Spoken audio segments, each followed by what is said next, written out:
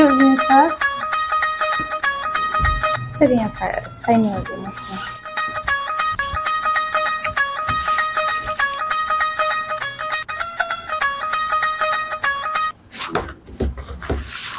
लिनुहोस् सर भोलिदेखि म काममा आउन सक्दिनँ किन र के भयो र किन नआउनु तिम्रो घर पनि टाढा छ अनि फेरि अब आउन जान पनि खर्च धेरै भयो त्यस्तो तिमीलाई ट्रान्सपोर्टेसनमा गाह्रो भयो भने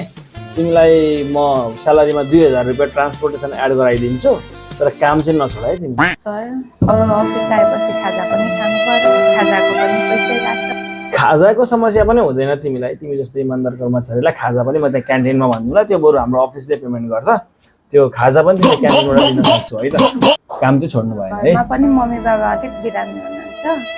अलिकति स्यालेरीको पनि यसो हेरिदिनु भएको भए अलिक हुन्थ्यो यदि तिमीलाई त्यस्तो धेरै गाह्रो नै भएको हो भने अर्को महिनाबाट तिमी अहिले 20,000 स्यालेरी दिँदै होइन तिमीले चाहिँ अर्को महिनाबाट तिम्रो स्यालेरी म 30,000 पुऱ्याइदिन्छु काम गरेको नछोड ल थ्याङ्क यू के भयो रेजिना मिस एकदम खुसी हुँदै आउनु भएको त कुरै त्यस्तै छ सर आज त त्यस्तो भयो ल सर म चाहिँ निस्केँ है म पनि अब त्यसै गरेर स्यालेरी बढाउँछु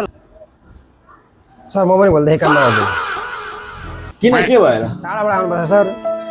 खाजा पनि त्यस्तै महँगो छ स्यालेरी पनि कम छ